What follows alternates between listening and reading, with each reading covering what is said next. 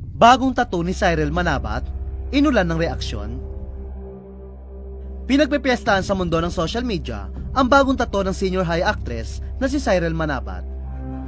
Lingid sa kaalaman ng marami, isa si Cyril Manabat sa mga pinakamahusay at in-demand na aktres ng kanyang henerasyon.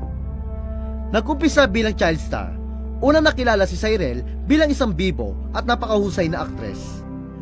Ilan sa mga hindi malilimutang proyekto niya noong bata pa siya ay ang mga kapamilya teleserye na Agua Bendita at 100 Days to Heaven.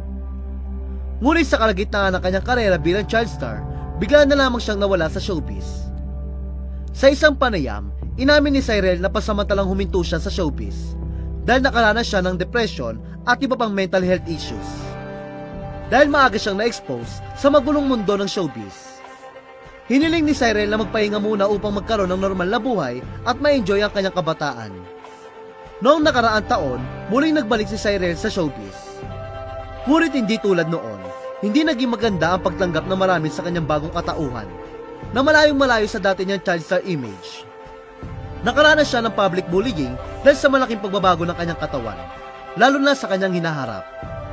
Samantala, muli na naman pinag-uusapan si Cyril matapos siya magpatato.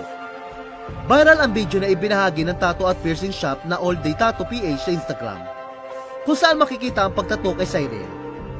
Ang napiling tattoo design ni Cyril ay isang stingray na ipinatato niya sa bandang ibaba at gilid ng kanyang dibdib. Base sa caption ng All Day Tattoo, ang nasabing tattoo design ay sumisimbolo sa kwento ng tibay ni Cyril, pati na rin ang kanyang kakayahang mag-adjust, proteksyon at pagiging grounded sa harap ng mga pagsubok sa buhay. Anila, we are honored to ink a stingray tattoo for the talented at Cyril Manabat. This tattoo represents her journey of strength, adaptability, protection, and staying grounded through life waves. Marami ang humanga sa ganda ng tattoo ni Cyril. Gayunpaman, hindi pa rin nawala ang mga bastos na komento tungkol sa kanyang pagpapatato. Ilang netizen ang hindi maiwasang punahin ang kanyang katawan, lalo na ang lokasyon ng kanyang tattoo na malapit sa dibdib.